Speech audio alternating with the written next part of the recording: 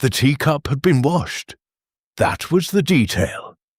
At 4:30, the church tent was still in uproar, with sponge cake crumbs on the trestles and jam on the knives. No one had begun the washing up.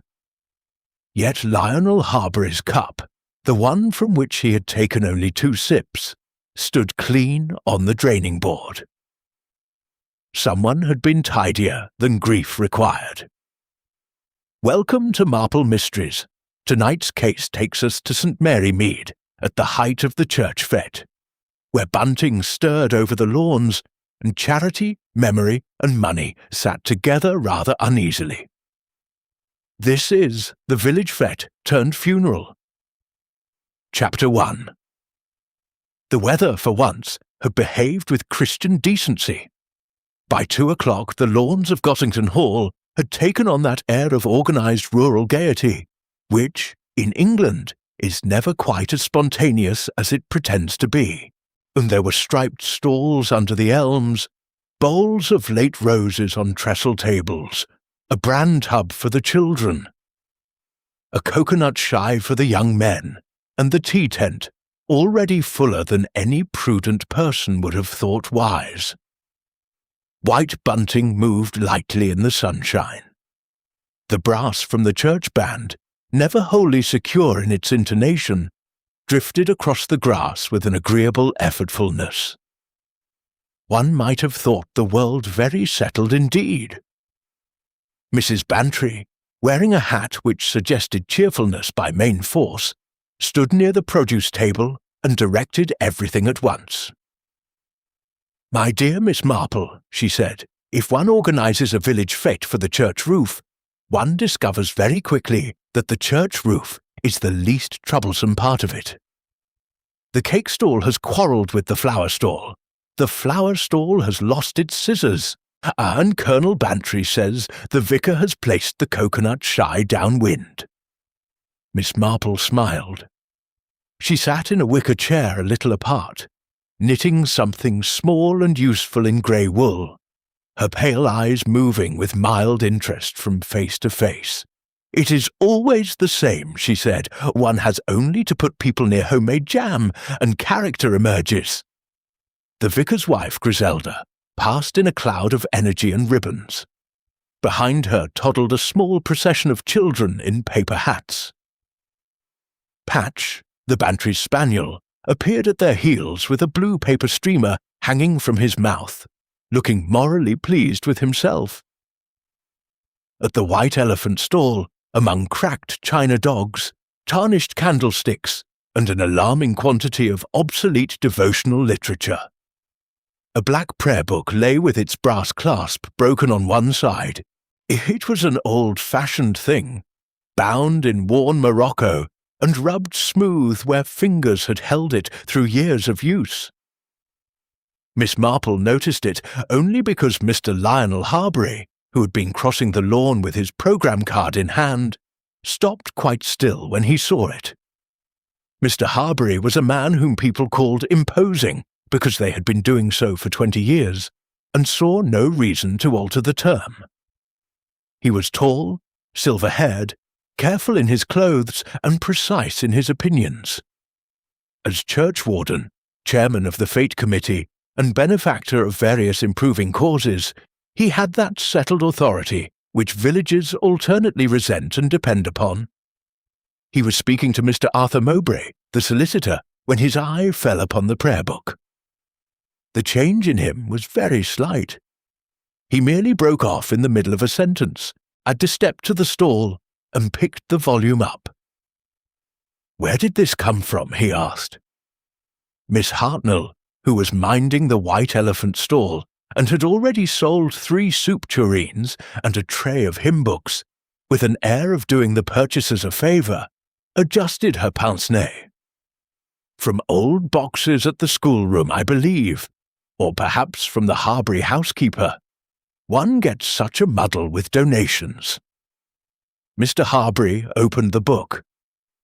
A pressed cornflower, long flattened and nearly colourless, slipped from between the pages and fell at his shoe. He bent quickly, replaced it, and shut the cover. "I shall take this," he said. "2 shillings," said Miss Hartnell firmly. A curious colour came and went in his face. He paid without protest, though he was not a man to be careless of small sums on principle.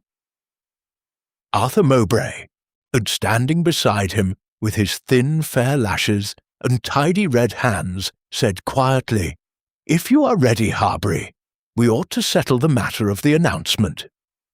"In a moment," said Mr. Harbury. But it was not quite in his ordinary voice. Miss Marple's knitting needles clicked.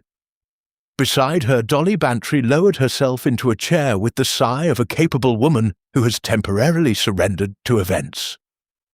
"You see it?" Dolly murmured. "Yes." "I do not like the look of Arthur Mowbray today. He is too neat. When a man is naturally neat, one expects it. When he is neater than usual, there is generally money at the bottom of it." Miss Marple gave a little cough that might have concealed amusement. "Or fear," she said. A few yards away, Cecily Harbury, Mr. Harbury's daughter, who was selling raffle tickets with a brightness that did not altogether belong to her. She was handsome in a hard, modernish way that had not yet become fashion in the village. Dark brows, a slim figure, and a faint suggestion of impatience even while smiling. Near her stood Major Reginald Hurst, retired, sun-browned, immaculate in moustache and club tie, judging the cider with professional gravity and drinking more than strict judgment required. At the tea-tent entrance, Miss Beatrice Vale, companion to Mr. Harbury's invalid sister Constance, moved from table to table with plates of seed cake, composed as always, her fair hair arranged with a smoothness that suggested determination rather than calm. Miss Hilda Crane, the schoolmistress, had charge of the children's guessing game. She was a square-shouldered woman in a dark hat, plain enough until one met the force of her grey eyes. One saw, in short, a village behaving as villages do, being charitable in public and comparative in private. At 4:15, the band ceased. Mr. Harbury had been expected at the platform by the sundial to announce the total raised for the church roof, and, if rumour were correct, some further benefaction besides. The vicar glanced once at his watch, then again at the path leading from the tea-tent. Arthur Mowbray looked down at his blue programme card and frowned. "Where is Mr. Harbury?"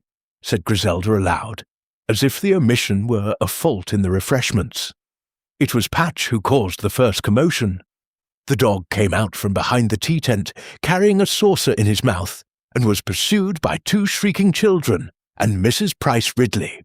But at the same moment there was a sound inside the tent. Not a cry precisely, but the abrupt hush which forms when several people stop speaking at once. Then someone said in a very ordinary voice, "Fetch Dr. Haydock." Miss Marple was already on her feet. Mr. Harbury lay half-turned in a camp chair near the end table where the urn stood. One hand still rested against the edge of a saucerless plate. His head had fallen a little to one side. He was not an untidy man even in collapse. That, Miss Marple thought later, was the first grotesque thing about it. Dr. Haydock arrived at speed unbecoming to his years and bent over the body. There was no more than a minute's examination. He straightened and looked across at the vicar. "I'm afraid Mr. Harbury is dead." The words travelled across the tent and then out into the sunshine beyond it, and they changed the day with extraordinary swiftness. The brass instruments stood dumb. The children were hushed and then inquisitive. The bunting continued to move exactly as before, which seemed, for the moment, rather indecent. Somebody began to cry. Somebody else immediately asked who had been with him. That, too, was very village. Cecily came running, white to the mouth. "My father!" Miss Beatrice Vale caught her arm. Arthur Mowbray was beside them in an instant, pale but controlled. "No one is to touch anything," he said sharply. It was an unfortunate phrase. At once everyone looked at the table. There was a plate with a half-eaten scone, a spoon, a sugar bowl, a smear of red currant jam. There ought, Miss Marple thought, to have been a teacup. Mrs. Hubbard, who presided over the tea tent with a tyrannical benevolence no one had challenged in 10 years, stared at the draining board beyond the canvas partition. "I moved his cup aside," she said, "or perhaps Gladys did." Gladys, a frightened girl from the village shop, shook her head violently. "No, Mrs. Hubbard." Dr. Haydock glanced up. "Find it, please." They found it at once. It stood upside down, freshly washed, among 3 untouched colanders and a stack of unwashed plates. A fine thread of water still clung to the handle. Mrs. Hubbard gave a little gasp. "But we had not started." No one contradicted her. They had not started. Miss Marple looked, not at the cup, but at Arthur Mowbray. He had drawn back very slightly, and his face had taken on an expression of anxious propriety. It was the sort of expression certain people wear when they have already begun, inwardly, to arrange the blame in useful order. Outside, in the sunlight, the church bell gave a single, uncertain stroke. It had been meant perhaps for the fete. It sounded instead rather like the beginning of a funeral. By 6 o'clock the lawns of Gossington Hall had acquired that melancholy disorder which follows prematurely interrupted festivity. The cake stall was covered over, the flower table drooped. Half the bunting had been taken down, while the other half remained, as if unable to decide what decorum required. Villagers drifted in little knots toward the lane, each group composed with seeming accident, and dissolving only when a more profitable group came within whispering distance. Miss Marple did not leave. Dolly Bantry, who had begun the afternoon in command and ended it in suppressed indignation, insisted that she should remain for a tray in the morning room. "I cannot bear to think of all those women getting home before us," Dolly said, "and having the first bite of the matter.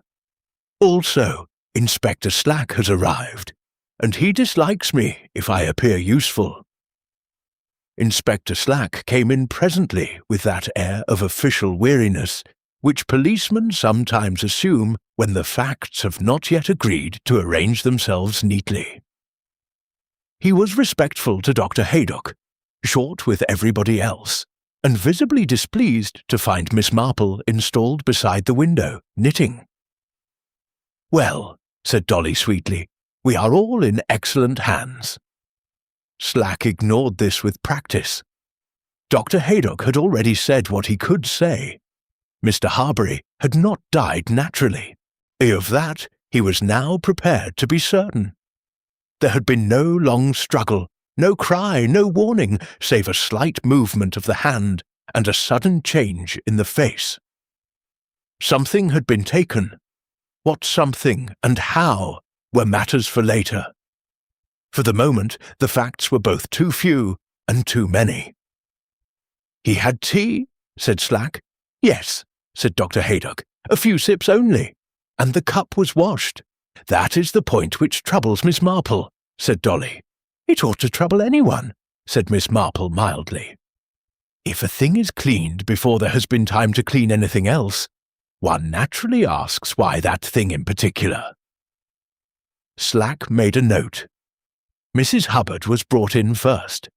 She arrived affronted by the entire business, and took a chair as if sitting for a photograph she disapproved of. "I poured for dozens," she said. There was a crush about 3:30. Mr. Harbury came in later than most gentlemen. He said he would take tea where it was quieter, and I remember that because the place was not quiet at all. "Did he ask for sugar?" said Slack. Mrs. Hubbard looked astonished. Mr. Harbury never took sugar, everybody knew that. Miss Marple's needles paused for the smallest fraction of a second. Who handed him the cup? Asked Slack. I cannot say with certainty. Perhaps Gladys, perhaps Miss Vale. Miss Vale was helping for a moment. Beatrice Vale, when she came, was self-possessed to the point of chill. She had a narrow, handsome face and an admirable manner with the bereaved, though it was not always clear which side of bereavement she placed herself upon. Yes, I helped in the tent, she said. One always does. Mr. Harbury seemed put out about something. He had just had a word with Mr. Mowbray. What sort of word? I could not hear. He said rather distinctly, No, tonight. Then he saw me and lowered his voice. And afterward? He took up his tea. I was called away to Mrs. Partridge, who had managed to spill cream over the raffle books. I next saw Mr. Harbury sitting alone at the corner table. Cecily Harbury proved less composed. Her grief was genuine, but it had to make room for temper, fatigue, and an impatience not entirely directed at death. My father had enemies, if you choose to call them that, she said. He was a man who liked to direct matters. People resented it, and then did exactly what he said. Did he quarrel with anyone today? He quarrelled with Major Hurst over the cider judging. He was annoyed with Miss Hartnell over the jumble stall. He was annoyed with Mr. Mowbray about the accounts. He was annoyed with me because I was not standing where he told me to stand.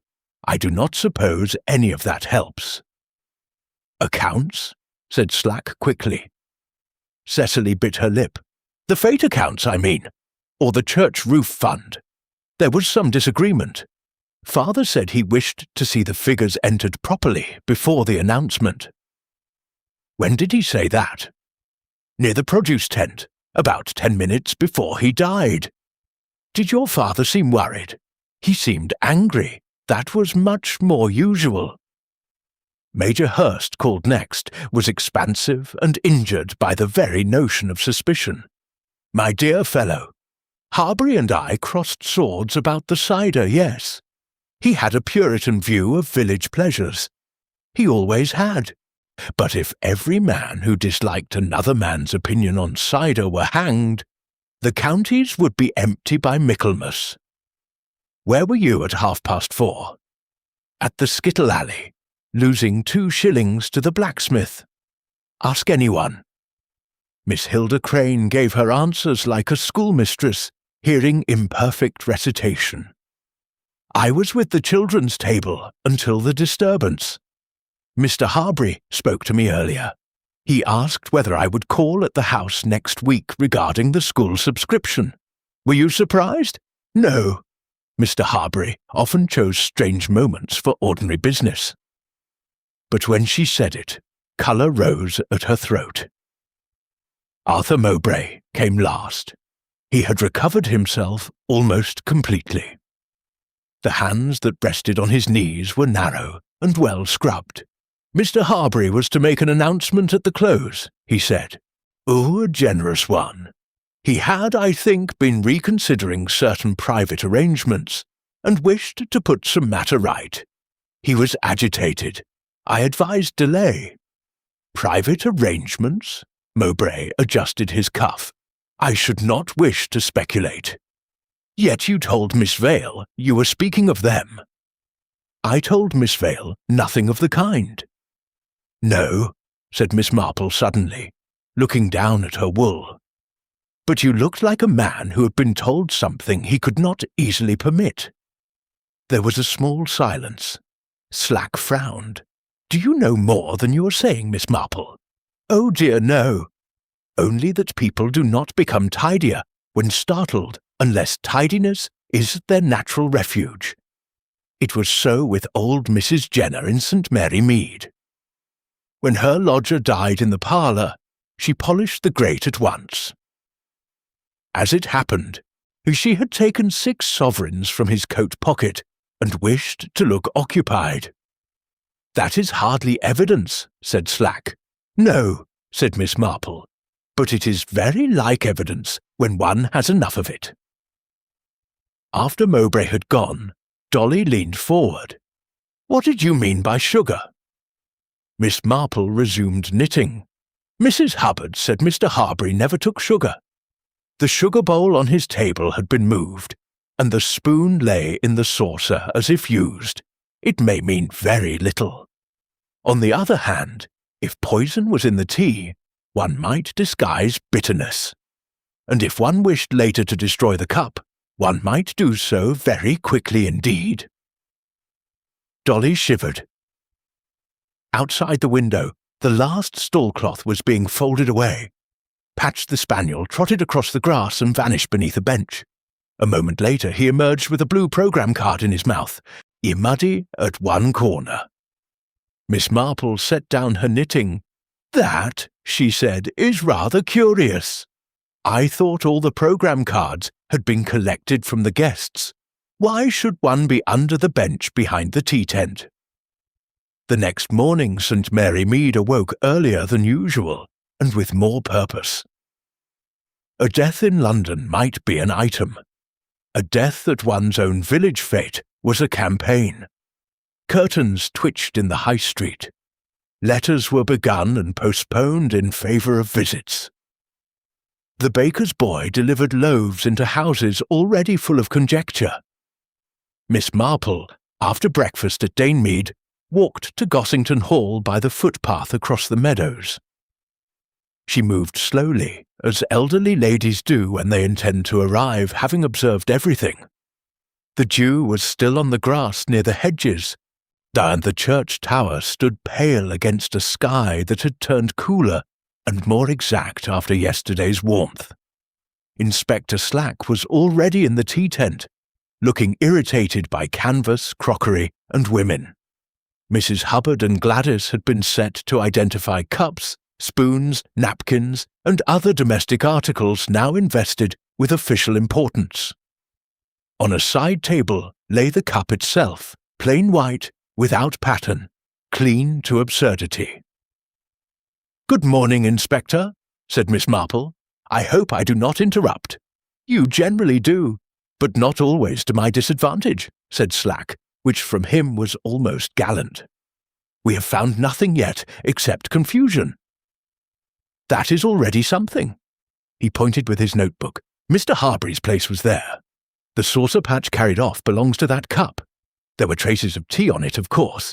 But the cup was washed so carefully, there is next to nothing left for anyone to say with confidence." Mrs. Hubbard broke in indignantly. "And who would wash one cup in the middle of all that? It is against reason, not against habit," said Miss Marple. They examined the movements of the last quarter hour before death. Gladys remembered carrying a tray of fresh cups from the scullery. Mrs. Hubbard remembered sending Arthur Mowbray for more hot water because the urn had gone off the boil. Beatrice Vale remembered passing sugar. Major Hurst remembered nothing useful, but supplied it copiously. Cecily Harbury had not been in the tent. Hilda Crane had been seen at the children's stall. The vicar had been on the platform, growing anxious about speeches. Everything distributed itself very neatly except the crucial minutes, and which seemed to have dissolved. Slack showed Miss Marple the muddy programme card Patch had found. It was one of the blue cards printed for the fete, listing the events in order. Opening hymn, produce judging, fancy dress, teas, children's races, closing appeal. Against closing appeal, 4:30. Someone had penciled tea tent, 4:15, and then rubbed it partly out. On the reverse was a smudge of red jam and a thumb mark. "Who's writing?" said Slack. "Small and careful," said Miss Marple. "Possibly a man's, possibly a woman's trying to write like a man. That often happens." "Useful," said Slack dryly. She took no offence. Did Mr. Harbury keep his own programme card? She asked. He had one in his pocket, that is missing. Along with the prayer book he bought. Slack looked up sharply. You know about that? Only that he bought it and afterwards seemed troubled. We have not found the prayer book either. That interested him, perhaps more than he intended to show. They went next to Harbury House, a square Georgian place near the church, respectable rather than beautiful, with box hedges at the front and an atmosphere of careful expenditure. Mr. Harbury's sister, Miss Constance Harbury, could not be seen. She had suffered greatly from the shock, said the maid. Miss Beatrice Vale received them in the morning room. Beatrice wore black already, though perhaps in such houses, black garments always waited prepared against the calendar. She offered neither tea nor explanation until asked. The prayer book, she said. Yes, Mr. Harbury had it in his hand when he came in briefly after the Fete opened. He put it on the writing table in the study. I know that because I saw the brass clasp and thought it shabby. And later? I do not know. Who had access to the study? Everyone in the house, more or less. Mr. Mowbray came and went. Miss Harbury. My employer sometimes sat there. The door is never locked in the daytime. Cecily entered while they were speaking. She looked as if she had not slept, and had decided she resented the omission. Is this necessary? She asked. Yes, said Slack. She shrugged.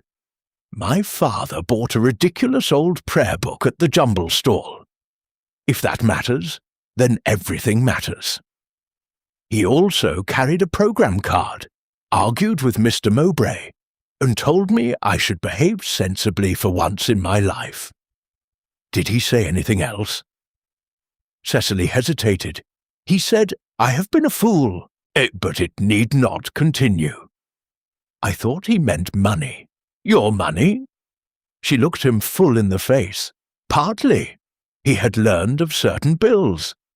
If you wish for a motive, Inspector, daughters in debt are very serviceable. Miss Marple regarded her with pity. Young women who offered themselves as the obvious explanation usually wished to conceal something different. On the hall table lay stacks of correspondence, a silver salver, and a pair of gloves. Miss Marple's eye went beyond them to a waste-paper basket. Among torn envelopes, she saw half a blue program card. May I? She asked. Slack nodded. The fragment contained only printed words. Children's races, 3.45. And below it, the lower half of some penciled figures. Torn cleanly. Deliberately, one would have thought. 2 cards, then, said Slack. Or 1 card torn after use, said Miss Marple. In the study they found order with strain beneath it. The desk was neat, but the pigeonholes had been disturbed. One drawer did not shut properly. There were account books for the church roof appeal, subscription lists, memoranda, and Mr. Harbury's own hand, upright and decisive, across the top of several letters. On the blotter lay a page half-written and abandoned. It read, This afternoon has obliged me to reconsider. The sentence ended there. Arthur Mowbray arrived just as they were examining the accounts. He paused only an instant on the threshold. I have come about the inquest arrangements, he said, unless, of course, this room is still required.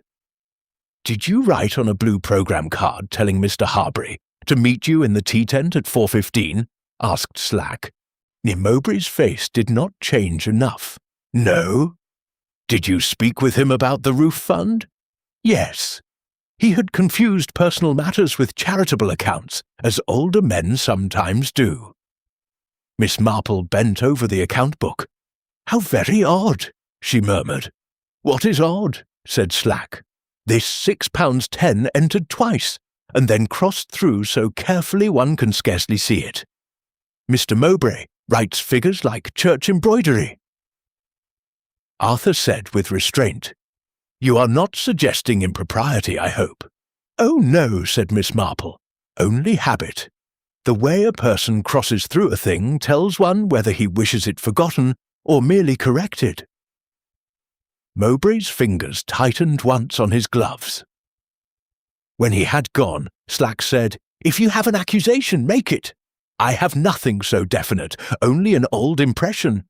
Men who live by arranging other people's papers do not like documents appearing unexpectedly, least of all old documents." On the lawn outside, Patch barked suddenly at the shrubbery beside the study window, as if something there offended him. Miss Marple turned toward the sound. If the prayer book had vanished, she thought, it had not vanished very far. The black prayer book was found nowhere in the shrubbery, nor under the study window, nor in the bins by the kitchen yard. Yet once Miss Marple had begun to think of it, the thing seemed to acquire a greater importance with every hour of its absence. A missing object always swells in value if enough people decide not to mention it. She spent that afternoon in a manner which appeared harmless, calling first upon Miss Hartnell, then upon the vicar's wife, then upon Mrs. Sims, at the old charwoman who had helped clear the schoolroom before the fete. By tea-time she had learned more about the prayer book than Inspector Slack had obtained by direct inquiry, which is often the fate of direct inquiry in villages. It had come, Mrs. Sims said, from a box of discarded books in the schoolroom cupboard. The box had stood there for years. Some of the contents had belonged to the late Mrs. Agnes Crane, formerly parlour-maid at Harbury House and later caretaker's widow at the school. Agnes had died 15 years earlier. Her few possessions had been stored, then forgotten, then remembered as suitable for the White Elephant stall, because villages are practical about memory. "Agnes Crane," repeated Miss Marple softly. Mrs. Sims, being encouraged, enlarged upon Agnes.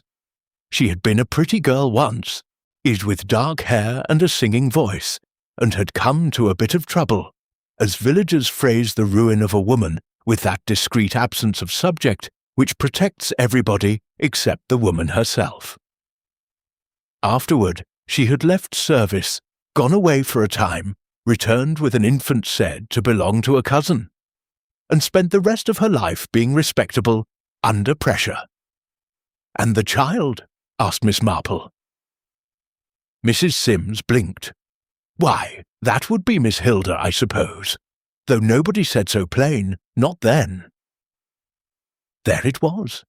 Not proof, but the sort of old village certainty that is proof's most patient cousin. At the vicarage, Griselda supplied the emotional side of the same story.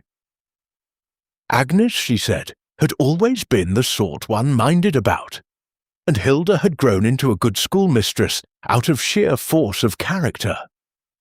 Mr. Harbury, in those days a younger widower with ambitions of public esteem, had assisted Agnes discreetly, which meant just enough to save appearances, and not enough to silence them. "And Mr. Mowbray?" asked Miss Marple. "Oh, he was only Mr. Mowbray's clerk then. Arthur began in the old firm as a very improving young man. He used to carry papers to Harbury House." Papers again, thought Miss Marple. By evening the prayer book had grown in outline. It had belonged to Agnes Crane. Lionel Harbury had recognised it at sight. Arthur Mowbray had once handled Harbury papers in the years of Agnes's disgrace. If the book contained no more than devotions and a dead cornflower, why had it vanished? If it contained something else, who feared it enough to remove it? Miss Marple was sitting at her own window in Danemead, watching the light fade over the garden, is when Dolly Bantry telephoned. "My dear, a most disagreeable development. Harbury House has been upset again." "Upset? Ransacked. Not the whole place, only Lionel's study." Constance Harbury rang the bell just after dusk because she heard someone moving below. By the time the maid reached the room, the desk drawers were open and the cabinet papers thrown about. Nothing obvious gone, except perhaps what no one can identify. Miss Marple was silent for a moment. Was Mr. Mowbray there? He arrived almost at once. Rather too almost, if you ask me. Said he had been passing and saw the lights. How very obliging. Dolly lowered her voice. There is more. Hilda Crane had a note pushed under her door this afternoon, asking her to meet someone by the Lich Gate after dark. She went, poor fool, and found no one. When she returned, somebody had been in her parlour. The place was not thoroughly searched, but her mother's old desk had been opened. That is most interesting. Interesting? It is horrible. Yes, said Miss Marple, but in a useful pattern. Someone is looking, not for money, but for a paper associated first with Mr. Harbury, and then with Agnes Crane. When she put down the receiver, her eyes rested upon the Bible on her small table and the faded markers within it. Prayer books were full of private things. Memorial cards, notes from curates, pressed petals, accounts of christenings, scraps of the past inserted, because piety is often only housekeeping for feeling. One hid papers in them because no one quite liked to throw them away, and no one quite liked to inspect them closely. The next morning she went to see Hilda Crane. Hilda lived in a neat red brick house near the school, with 2 laurel bushes at the gate, and a parlour that had been arranged by a woman too sensible to care whether it charmed. She received Miss Marple without enthusiasm, but with civility. "You have heard," she said. "Yes. I wondered whether your mother left papers." She left very little. A Bible, some account books, a photograph, and a quantity of silence. That is often the heaviest legacy. Hilda's face altered then, less by movement than by surrender. "My mother was not silent with me," she said. "Not exactly. She told me I must always make my own place and expect gratitude from no one. That was all." "Did Mr. Harbury know?" Hilda looked directly at her. "I believe he knew yesterday. I do not know whether he knew 20 years ago, but yesterday he knew. He sent for me last week, and he asked questions about my mother's last illness, about dates, about an old photograph. He was not kind, he was ashamed, which is a more active condition. And Mr. Mowbray?" At that, a shade of distaste crossed her mouth. "Mr. Mowbray came once after my mother died. He said there were old misunderstandings best left alone. I told him I was a schoolmistress, not a petitioner." Miss Marple rose. As she did so, her eye fell upon the mantelpiece. There stood a faded photograph of Agnes Crane as a girl, in white muslin outside a church porch, holding a black prayer book against her waist.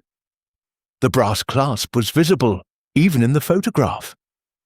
"May I borrow that for a day?" Miss Marple asked. Hilda hesitated, then nodded. Outside in the lane, Miss Marple stood still a moment with the photograph in her gloved hand. If Agnes had carried that prayer book in youth, and Lionel Harbury had recognized it in age, then whatever lay within it belonged to the old wound, not the new day. And if Arthur Mowbray had gone first to Harbury House, and then to Hilda's parlour, he feared the wound because it had once passed through his own careful hands. The inquest, held 2 days later in the assembly room near the church, supplied facts and multiplied uncertainty in equal measure. It was established that Lionel Harbury had died from poison introduced into the tea he had been drinking.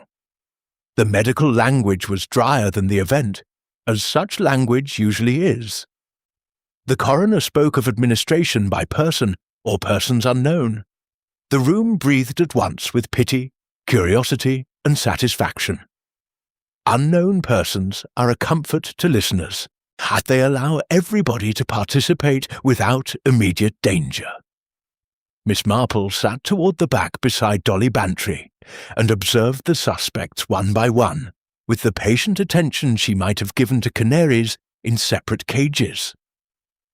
Cecily Harbury wore black gracefully and anger badly.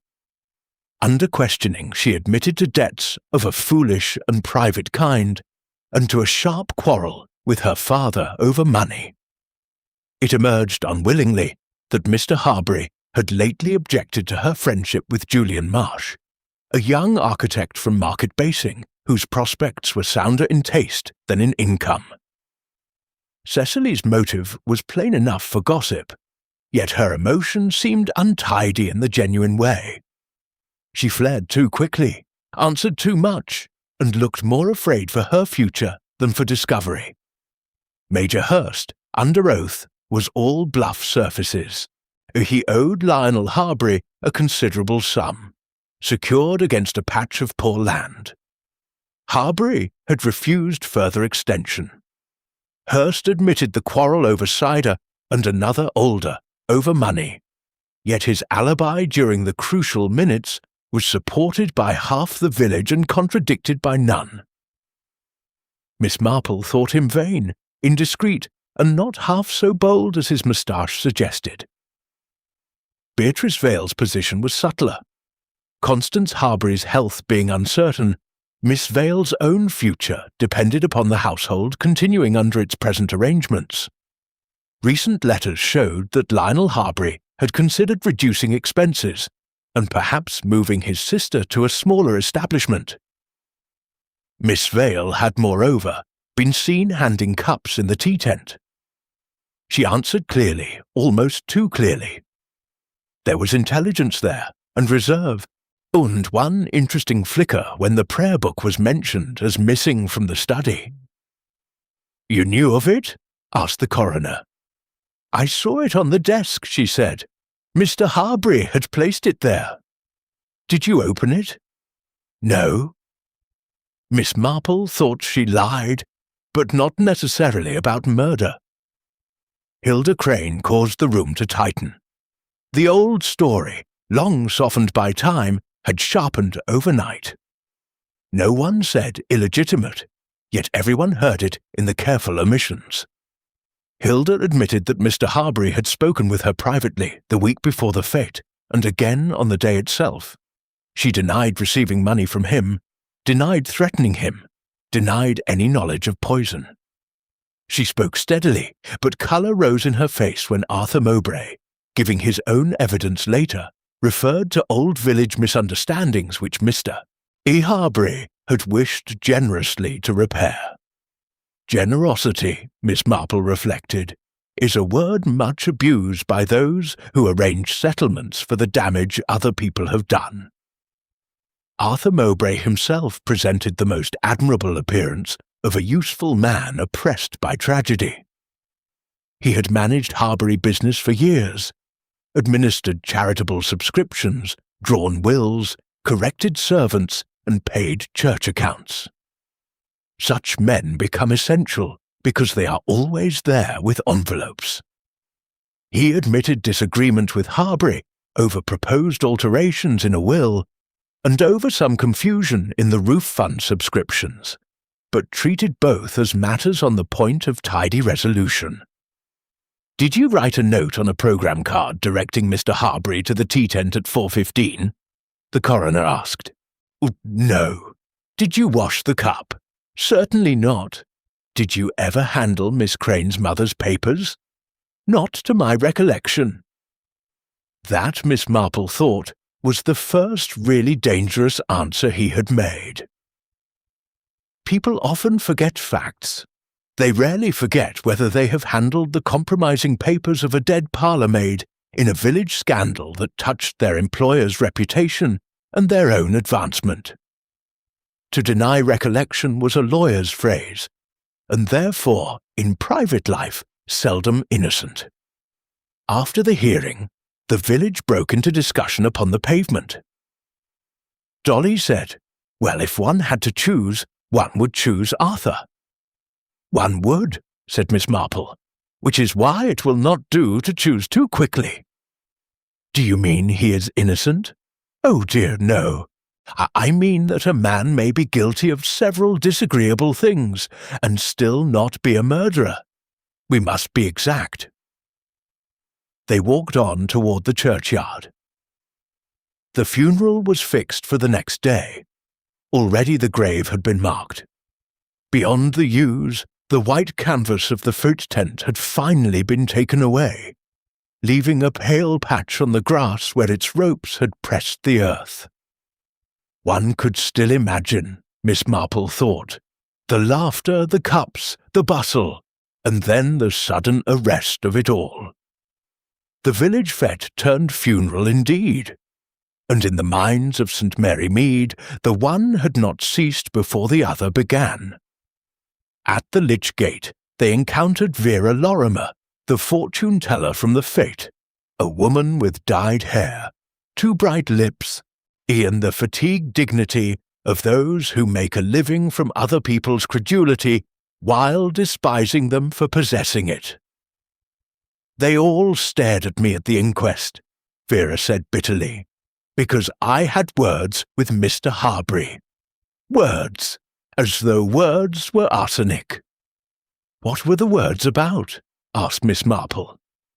He wanted me off the ground, said my stall was not suitable for a church fete. I told him some people did more harm with hymn books than I ever did with cards. It was not the sort of remark villagers forget. Did you see him later? Asked Miss Marple. Yes, about 4. He stopped by my tent and asked if I ever kept confidences. I said only when paid. He nearly smiled. Then Mr. Mowbray came up behind him, and Mr. Harbury walked off at once. Did he look frightened? Vera considered. Not frightened, cornered. That was useful, as when Miss Marple reached home, there was a message waiting from Inspector Slack. A search of Arthur Mowbray's office had uncovered irregularities in the roof fund accounts. Small sums moved, restored, moved again, and disguised by transfers between charitable columns so dry that few subscribers would ever trace them. Not theft on a grand scale, but the mean, repeated nibbling of a man who trusted figures more than souls. It was motive, certainly. Yet Miss Marple still lacked the bridge between motive and act. Mowbray had reason to fear Lionel Harbury. He may even have had reason to fear the prayer book. But how had he administered the poison without attracting notice? And why had Lionel, who was cautious by nature, taken tea at all while in the midst of anger and discovery? Late that evening Patch scratched at Danmead's kitchen door, and he had escaped from Gossington Hall and carried with evident satisfaction a narrow strip of black leather in his mouth. It was not much, only a torn piece with a brass tongue attached. But it belonged unmistakably to the clasp of an old prayer book. The funeral morning broke with a sky of pale pewter, and a wind that had turned the chestnut leaves over at the edges. St. Mary Mead, having discussed Lionel Harbury thoroughly for 3 days, prepared now to bury him with solemnity and a good attendance. Miss Marple, dressed in her best black and with a sprig of lavender tucked discreetly in her glove, arrived early. Churches reveal more before services than during them. There are flowers to be placed, hassocks shifted, pew doors clicked, faces met in silence, and those small habits of precedence which in English villages survive even death, and the church was full of white lilies and damp stone. At the front, near the chancel step, stood the coffin under its first wreaths. Cecily Harbury sat very straight in the family pew beside Constance, who had the exhausted, translucent look of invalids forced into ceremony. Beatrice Vale hovered near them, smoothing details no one else would have noticed. Hilda Crane remained at the back until the last possible moment, and then took a seat under the gallery, alone. Arthur Mowbray moved about with the discreet authority of a man who has converted another person's death into administrative occupation.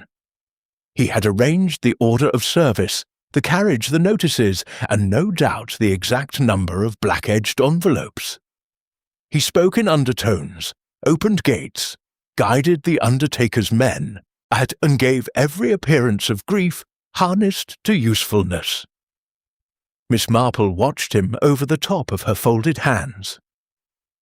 Patch, excluded from the church, whined once outside the porch and was silenced by Colonel Bantry.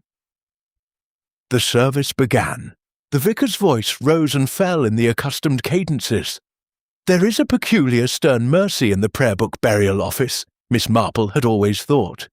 It does not flatter the dead or excuse the living. It merely persists. Halfway through the second lesson, while heads were bent and pages turned, Miss Marple became aware of a slight movement 2 pews ahead.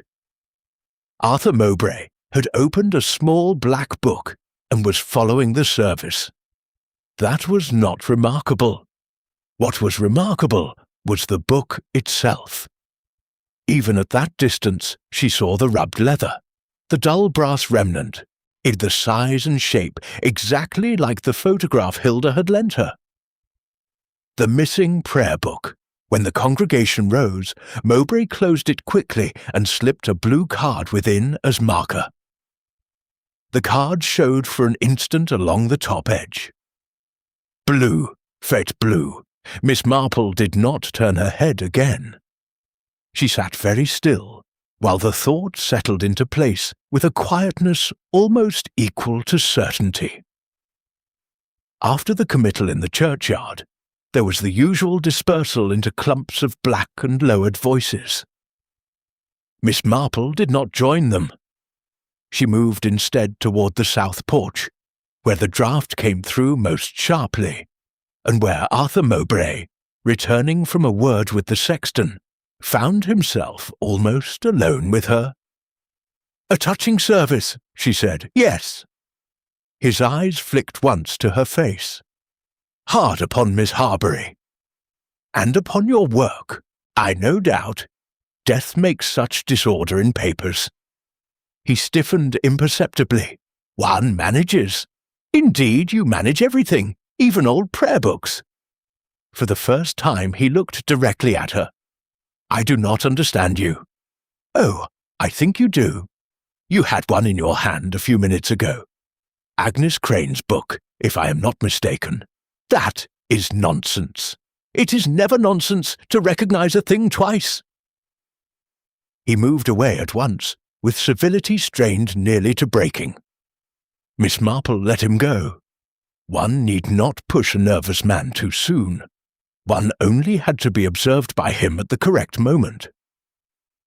The second disturbance came before luncheon. Harbury House, left half attended while the household went to church, had again been entered. This time the intruder had gone not to the study, but to Miss Constance Harbury's room. A locked cabinet had been forced. A packet of letters was missing. Constance, brought home to discover it, suffered such an attack of trembling that Dr. Haydock ordered her at once to bed, and all further questions postponed. Slack was furious. "If this goes on," he said, "the whole village will have burgled Harbury House by Saturday." "Only one person seems to know where to burgle," said Miss Marple. "What letters were taken?" "No one knows yet," said Beatrice Vale, who had come down pale but composed. "Miss Harbury kept old family papers. My employer says they were from before the war. Some concerned servants." "Servants?" said Miss Marple. "Yes, engagements, dismissals, references, such things." Beatrice's expression remained smooth. Too smooth. She knew more, but she was not the person who had broken the cabinet. Her fear was of exposure, not of discovery. Later that afternoon, Constance sent for Miss Marple. She lay propped against pillows in a room that smelt faintly of violet water and medicine. The years and illness had reduced her to transparency, but there was Harbury obstinacy still in the fine bridge of the nose and the set of the mouth. "I'm told you are sensible," she said without preface. "That is unusual enough to deserve encouragement. Arthur has got the book, has he not?" "Yes. And now he has tried for the letters." "Were they Agnes Crane's letters?" Constance closed her eyes briefly. "One of them. The others were my mother's and some memoranda in my brother's hand. We all behaved badly. Arthur behaved worst because he was young and found advantage in it." She spoke with difficulty, but not unclearly. Years ago, Agnes Crane had indeed been Lionel Harbury's mistress, and when she became pregnant, Lionel hesitated between marriage, dismissal, and money. Constance, then young herself and harder than she later became, insisted upon discretion. The family solicitor died abruptly. His junior clerk, Arthur Mowbray, proved willing, silent, and efficient. He arranged a small annuity through intermediaries, drafted letters, retrieved others, and learned more than any servant ever should, and more than any ambitious poor young man could safely bear. Lionel married no one, Constance said. He resumed his virtues. Agnes lived on, poor soul, and Hilda was brought up under a fiction. Arthur never forgot any of it, Constance said. That was his great gift. He remembered slights, sums, promises, and shame with equal clearness. Lionel paid, at first from guilt, later from habit. It was never called blackmail. People of our sort never call ugly things by their proper names. And lately? Miss Marple asked. Lately, Lionel had grown tired of being managed. He had begun to suspect the church accounts. Then that dreadful old prayer book appeared, and with it, memory. He said to me, only the night before the fete, that he meant to set matters right. He would provide for Hilda openly. He would dismiss Arthur from all business. He even spoke of telling the vicar the whole miserable story, which would have been like Lionel, too late, and with dignity. Her thin fingers tightened on the coverlet. There was a letter, she said. Agnes wrote it years ago. Lionel had promised marriage when my father died. He did not keep the promise. She wrote that if ever the child needed protection, the truth must be told. Arthur saw that letter long ago. I do not know whether he stole it then or copied it, but he knew. And Lionel knew that Arthur knew. Miss Marple sat very still. The prayer book may have contained the letter. Yes, or a copy. Agnes hid things in books. She was that sort of girl. Constance gave a faint, bitter smile. Devout, but not foolish. She understood that men open account ledgers and lock boxes, but not prayer books. When Miss Marple rose to go, Constance stopped her. There is one more thing. Lionel kept, in his desk, a small tin of tablets for my heart. Digitalis. Dr. Haydock prescribed them for me years ago, and Lionel was forever carrying them upstairs and downstairs, because servants are unreliable. Arthur knew where they were kept. That, Miss Marple thought, was useful indeed. Outside, the sky had turned to a damp twilight. On the path below the yews, she saw Beatrice Vale speaking with Arthur Mowbray. They stood very close, not as employer's secretary and household companion stand, but as two people bound by a private inconvenience. Arthur said something rapidly. Beatrice answered very low, "No, not now." Then they separated at once. Miss Marple went on down the path without appearing to have noticed. but she thought as she walked home through the darkening lane that one more thread had shown itself. Beatrice had not killed Lionel Harbury. Of that she was nearly sure, but she was afraid for Arthur Mowbray in a manner no mere acquaintance ever is, and if Beatrice feared for him, she might yet fear him too. It was Sir Henry Clithering who came down from London on the following morning, more out of interest in Miss Marple's letters than from any official necessity. Retirement had not in the least diminished his appetite for a well-shaped problem, and the death at the Fete, with its washed cup and missing prayer book, had already struck him as a case with a pleasingly old-fashioned centre. "My dear Miss Marple," he said, settling himself at Danemead with a cup of tea untasted at his elbow, "you always contrive to make wickedness appear domestic." "It generally is," said Miss Marple. "That is why one recognizes it." She told him what Constance had said, and Sir Henry listened with the deep patience of a man who had once been obliged to listen to cabinet ministers, and therefore found everybody else restful. "So Arthur Mowbray," he said at last, "had two dangers at once. The old scandal, revived by the prayer book, and the more recent matter of the church accounts. Yes, and perhaps a third." Sir Henry lifted his brows. "Agnes Crane? You mean sentiment? No, dear Sir Henry, resentment, which is much more durable.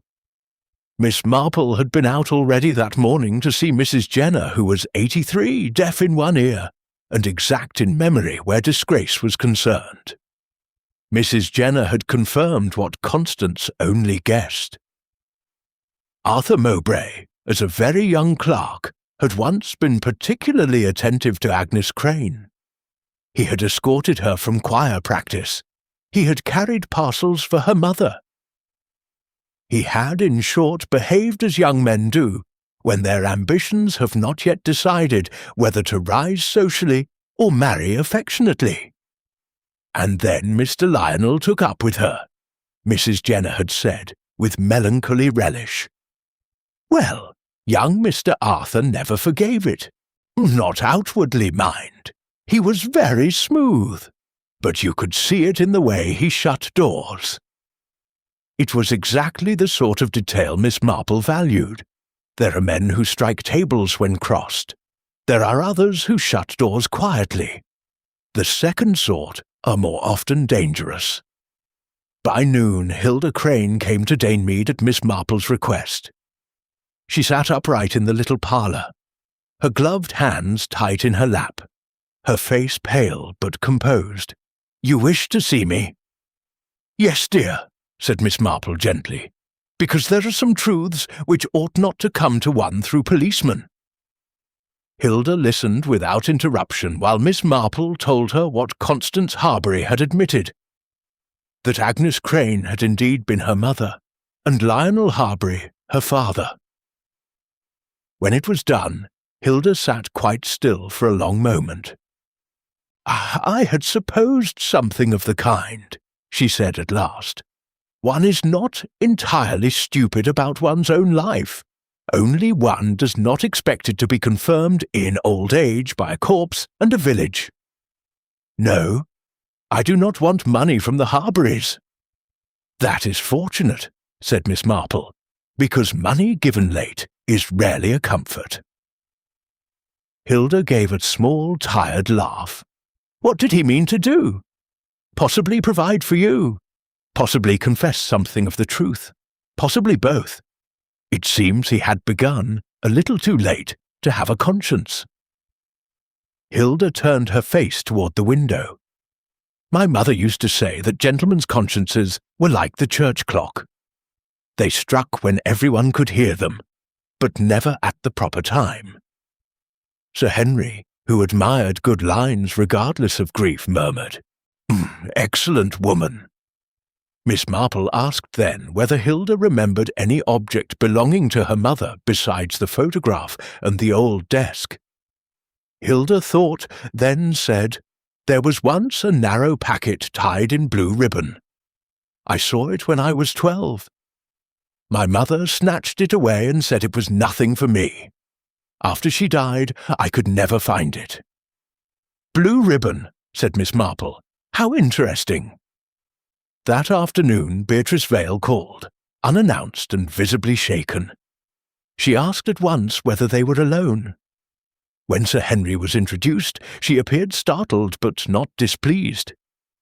One had the feeling that too much strain had made any respectable authority welcome. "I have done something foolish," she said, "or perhaps only cowardly. I'm not sure which." Miss Marple waited. "I'm engaged to Mr. Mowbray," Beatrice said. Sir Henry made no sound, which was tactful of him. "It has been private," Beatrice went on. "He said his prospects required discretion while Miss Constance lived, since she might object to a companion marrying. I believed him. I have believed a great many things of Arthur. And now you do not?" She drew from her bag a folded sheet. "After the funeral, he asked me to keep a packet for him. He said it contained harmless old family papers, which would only distress Miss Constance. I looked. I know it was wrong, but I looked. There was the prayer book, and inside it this." Miss Marple unfolded the paper with care. It was old, thin, and written in a woman's hand. "If Mr. Harbury will not do what is just, then let the child know one day who she is. Mr. Mowbray has seen this, and promised to act honourably. I do not trust honour in men, but paper is better than memory. It was signed Agnes Crane." Below, in a later hand, Lionel Harbury had written only one line. "The child is mine. Provision to be made when proper." The signature was unmistakable. Sir Henry gave a long breath. "Good God!" Beatrice looked from one to the other. "There was also a torn blue programme card in the book. Arthur used it as a marker at the funeral. When I asked why he had this, he said only that some documents ought never to be found twice." "Has he the book now?" asked Miss Marple. "No. I took it from the packet before he came back for it. I told him I had burnt everything. I lied." Miss Marple looked at her kindly. "My dear, you have ceased to be foolish and become useful." But one question remained more urgent than all the others. If Beatrice had the prayer book, then Arthur did not. Yet, after the funeral, he had still searched Constance's room. Why? Because Miss Marple thought there was something else he needed. And whatever it was, he had not found it yet. The new line of inquiry lay not in the past, but in the habits of the present. Miss Marple had long observed that murderers rarely differ from their earlier selves. They merely become more hurried. Arthur Mowbray, having for years concealed disgrace with paper, would conceal murder in exactly the same fashion, by arrangement, correction, removal. Inspector Slack came that evening to Danemead, where Sir Henry's presence made him at once defensive and eager. "Well," he said, after being shown Agnes Crane's letter and the prayer book, "we have motive enough to hang a parish council, but motive is not poison." "No," said Miss Marple. But tidiness is almost as good." She set out the matter plainly. Arthur had known, from years of business and habit, exactly where Lionel Harbury would sit if he wanted quiet in the tea-tent. The far end near the urn, where he could see the platform and yet avoid conversation. Arthur had also been sent for more hot water. That gave him access to cups before they were used. "He could have placed a crushed tablet at the bottom of one cup," said Sir Henry. "Just so. A digitalis tablet would dissolve when tea was poured. Lionel would take a few sips, feel ill almost at once, and collapse. In the confusion, Arthur, who is always most active when activity provides cover, washed the cup." Slack frowned. But why wash only that cup? He might have left it and claimed ignorance. Because he knew what was in it, said Miss Marple. And because such men cannot bear untidiness when danger is near them. It is the old story. He destroyed the thing nearest his fear. Slack tapped the table. It is clever, but I still lack the direct link between Mowbray and the cup. This came unexpectedly from Gladys. The girl had been so fluttered by the death and by repeated questioning that nobody had thought much of her confused remarks. But Miss Marple, who knew that the timid often remember in fragments, asked her to tea at Danemead, and gave her seed cake until recollection settled. "Yes, miss," Gladys said, twisting her handkerchief. "Mr. Mowbray did touch a cup. I remembered when I was drying up at home. He said, 'This one for Mr. Harbury. He likes it fresh.' I thought it odd, because Mrs. Hubbard generally says who is to have what. And then, after the gentleman fell, Mr. Mowbray came through into the scullery and said, 'Leave that girl. You are no use in a crowd.' And he ran water. Did you see the cup? No, miss. Only heard it rattle." That was enough for Miss Marple. Not certainty for a court, perhaps, but enough. More useful still was a small discovery Sir Henry made by looking where Miss Marple had pointed him. Not at Arthur's office safe, which had already been searched, but at the waste-paper basket in the outer room. Men who trust offices trust the obvious places least, and the trivial places not at all. There, under envelopes and carbon copies, lay a chemist's wrapper from Market Basing for Digitalis tablets, dated 3 days before the fete and made out, not to Constance Harbury, but to Arthur Mowbray, for temporary household use. When confronted with it, our Arthur had said smoothly that he fetched medicines of all kinds for the Harbury household. It was plausible. Yet taken with the rest, plausibility had begun to wear rather thin. The village meanwhile swelled with false certainties. Major Hurst was said to have lost a fortune and poisoned Harbury in revenge. Cecily was said to be secretly married. Vera Lorimer was said to have foretold the death, and therefore caused it, which is a village method of logic almost theological in its confidence. Hilda Crane shut herself away. Beatrice grew quieter. Constance asked daily whether the matter was done with, and received evasions from everyone. Only Miss Marple seemed calm. "The difficulty," Dolly Bantry said irritably, "is that you look as if it were all perfectly plain." "My dear," said Miss Marple, "it is plain. Oh, only not yet arranged."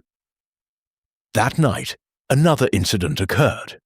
Someone entered Danemead Garden after dusk, and went directly to the tool shed at the back, where Miss Marple kept twine, seed trays, and other innocent substances. Patch, who had appointed himself her guardian in moments of public importance, barked savagely and gave chase. The intruder fled over the wall, dropping a fountain pen in the border. It was Arthur Mowbray's. At least, it was a pen engraved with his initials. Sir Henry examined it and said either he came himself or he has become theatrical. Miss Marple turned the pen in her fingers. "No," she said softly, "not theatrical, frightened. I think he believed I had something hidden here. The prayer book? No, something else, something he still has not found." And with that, the last gap in her thinking began, quite quietly, to close. The answer came from Constance Harbury, though not in the way anyone expected. Miss Marple went to see her on the following afternoon, and found the old lady less frail in spirit than before, if weaker in body. Illness had a habit of making her mind clearer, perhaps because she had spent fewer hours managing other people's convenience. "I have remembered what Arthur wants," Constance said, before Miss Marple had even sat down. "Not the Agnes letter. Not now. something Lionel wrote the morning of the fete. Miss Marple leaned forward. A new will?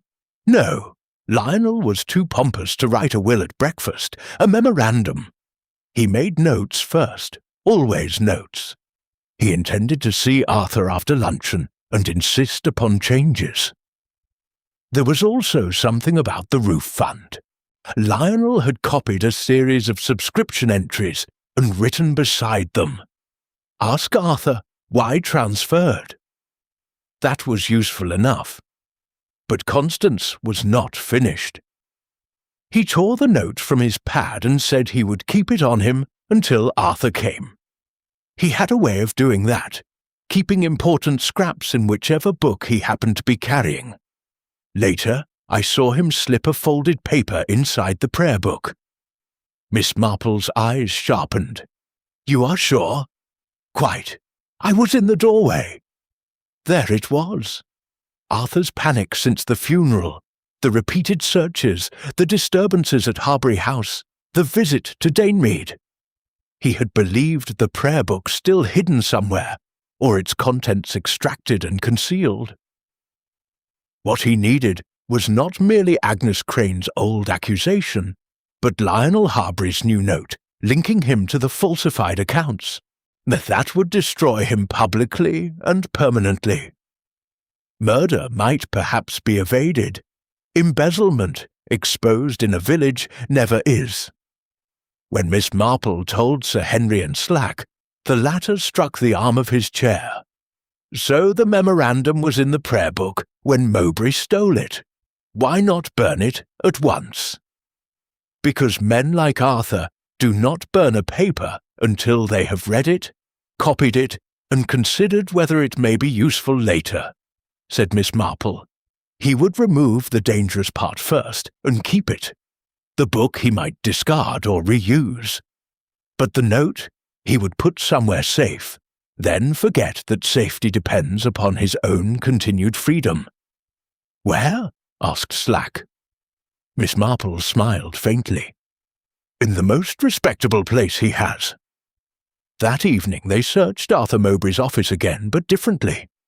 Not for letters tied in tape, and not for hidden drawers or secret springs. Miss Marple asked instead for his ledgers to be brought down. Those severe, well-kept books of figures to which he gave more fidelity than to people. The note was found in the Church Roof Fund cash book, folded between pages 18 and 19, where the transferred entries appeared.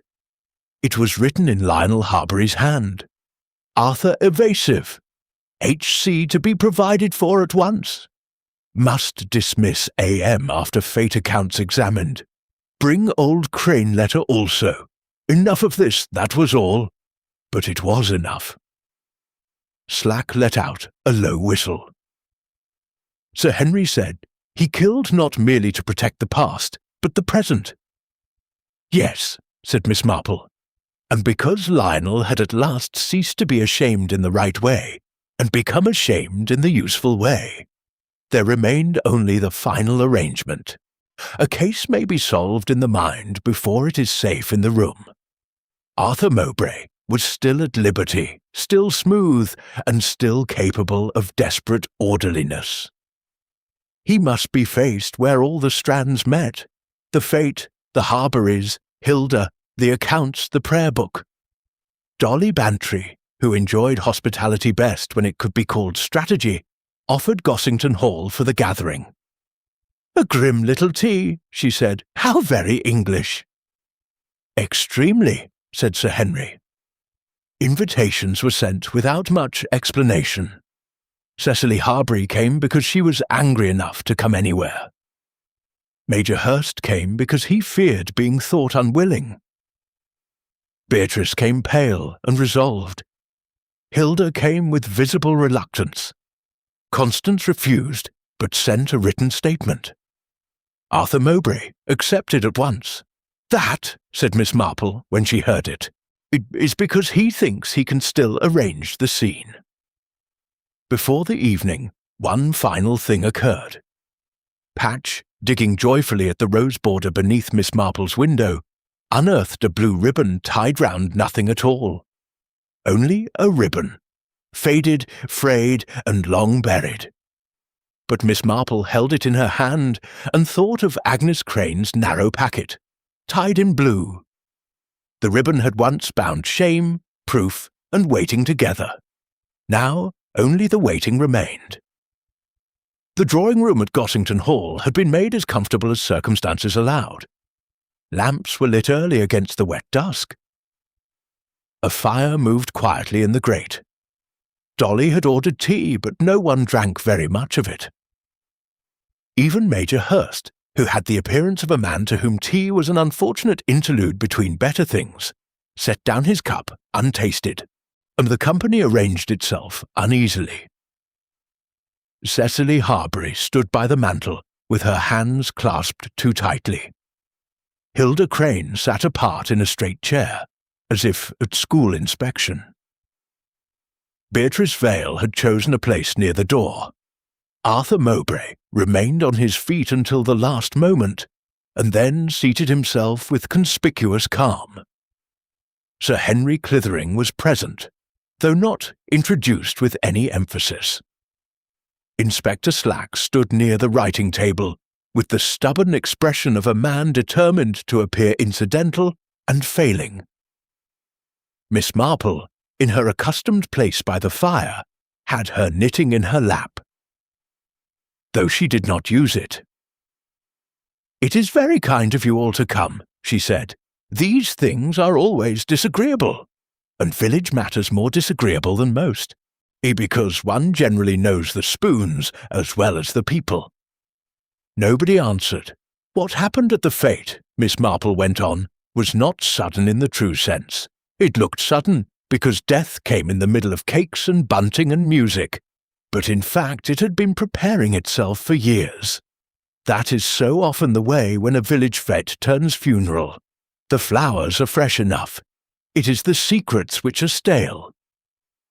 Arthur Mowbray said coolly, "Miss Marple, if you have something to say, perhaps you will say it.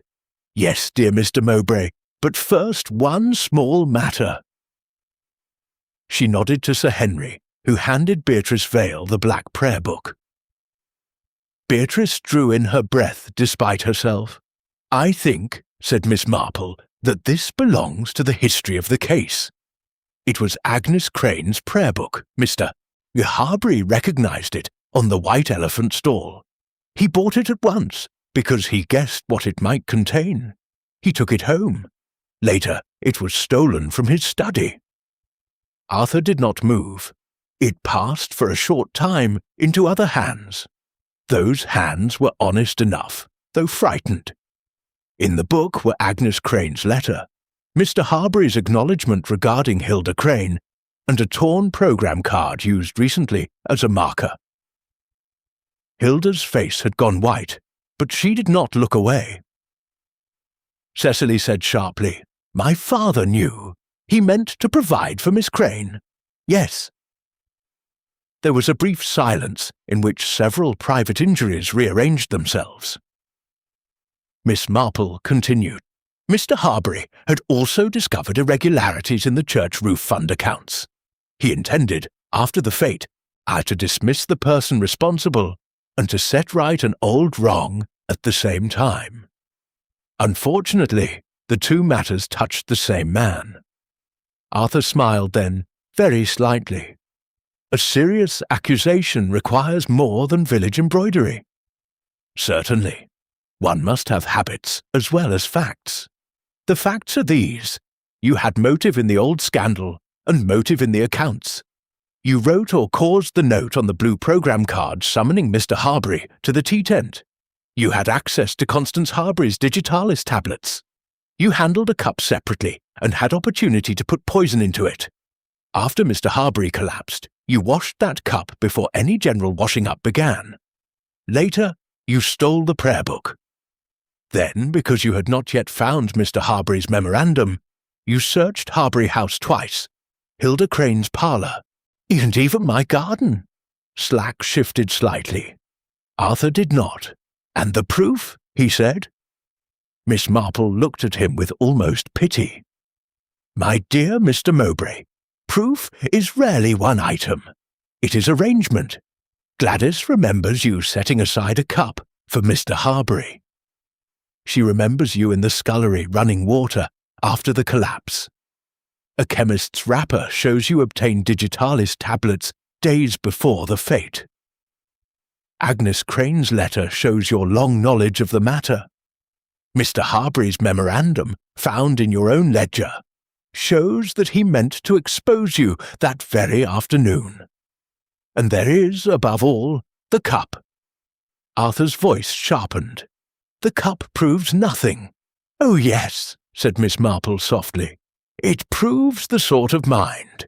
No innocent man, in the first confusion of a death, thinks at once of washing one particular cup.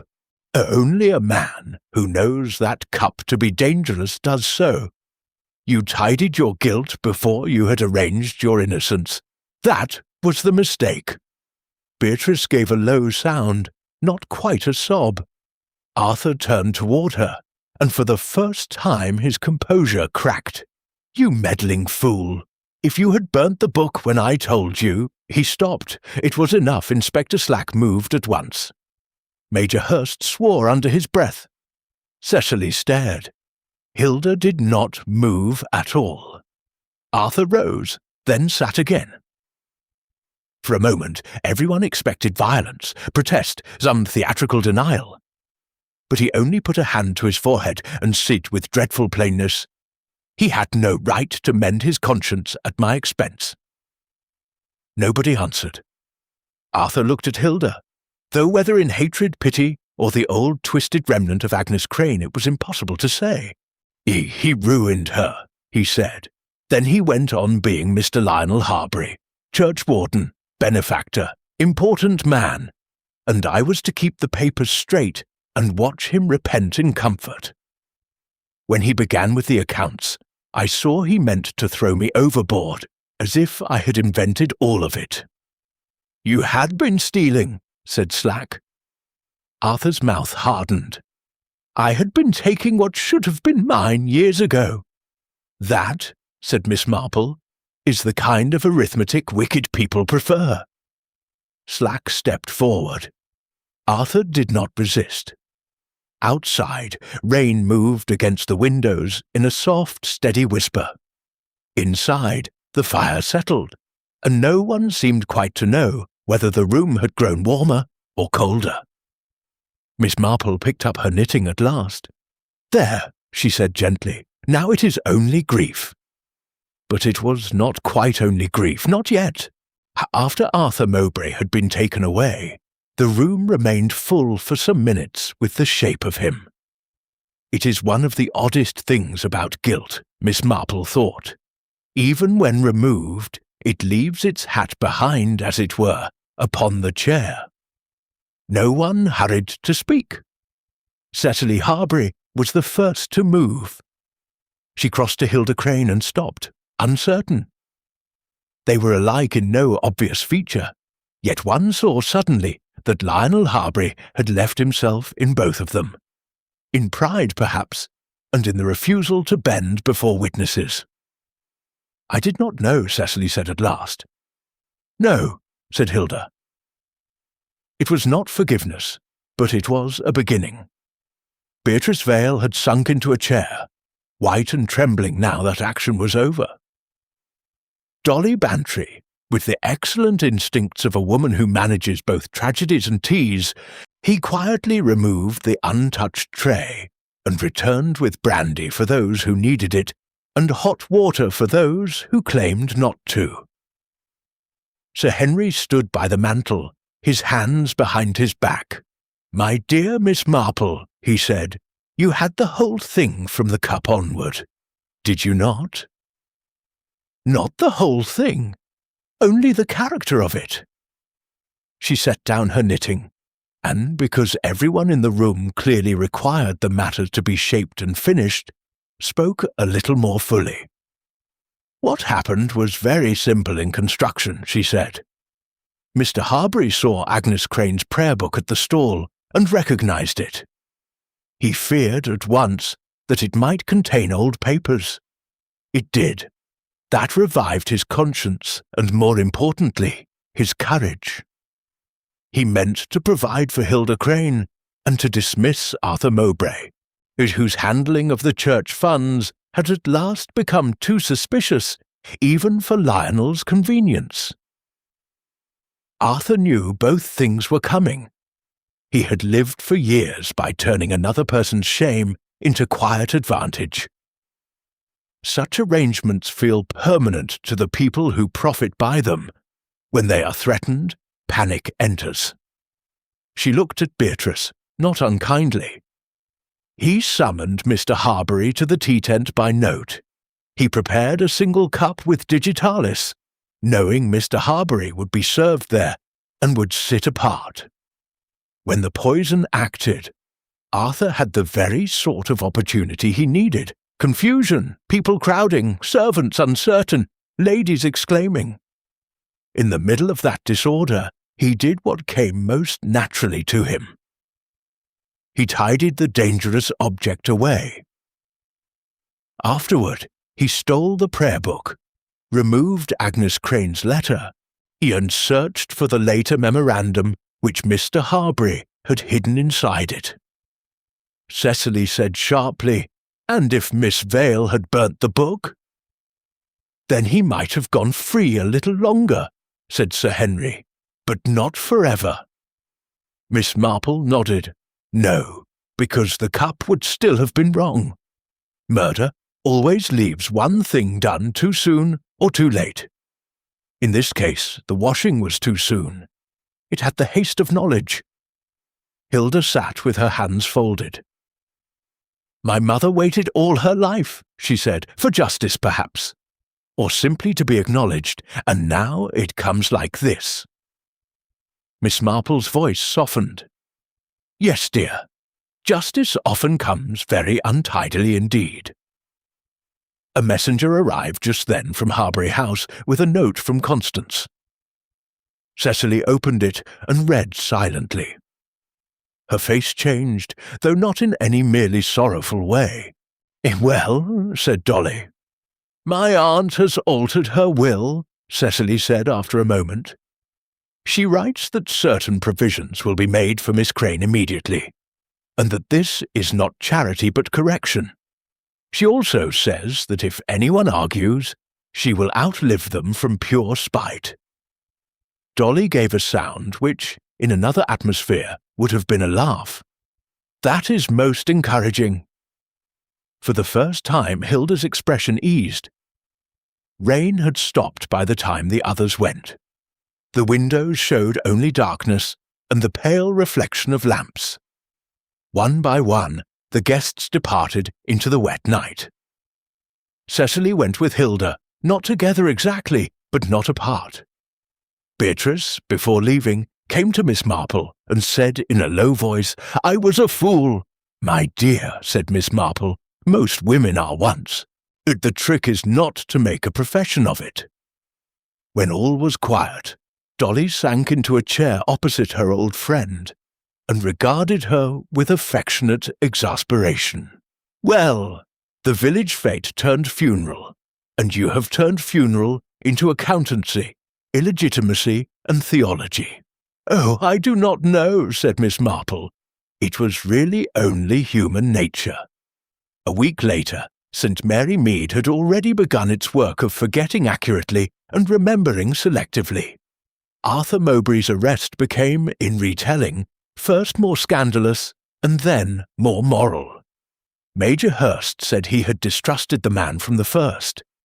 Miss Hartnell said the whole thing showed the danger of jumble stalls. Vera Lorimer announced that she had seen a dark interruption in the cards, which satisfied many people who had not been present at all. At Danemead, the piece resumed its proper scale. Miss Marple was in the garden on a mild afternoon, tying up sweet peas with lengths of soft string. Patch lay nearby in a patch of sun, guarding nothing in particular. From the lane came the slow sound of a bicycle bell. The vicar's wife had promised to call later with a committee question that would undoubtedly be more exhausting than murder. Miss Marple paused by the rose border where the old blue ribbon had been found. She held it a moment, then tucked it away in her work-basket. Some things, she thought, need not be displayed once their meaning is clear. Human wickedness was often loud in its consequences and very quiet in its beginnings. A man seduced a girl, a clerk learned too much, a lie was preserved for propriety's sake. Years later, under bunting and brass music and sponge cakes, the bill came due. That was all. It was not grand, it was merely exact. She bent again to her sweet peas. "It reminds me," she murmured to no one in particular, "of poor Mrs. Elsworthy's church bazaar in 1931. There was a most regrettable matter about the raffle tickets and a curate's sister, but perhaps not quite so bad as this." Patch thumped his tail. The bells for evensong began presently across the fields, thin and familiar in the soft air. St. Mary Mead, having yielded up its secret, drew its quietness about itself once more. And Miss Marple, who had never required noise to hear the truth, went on with her gardening as if nothing extraordinary had happened at all.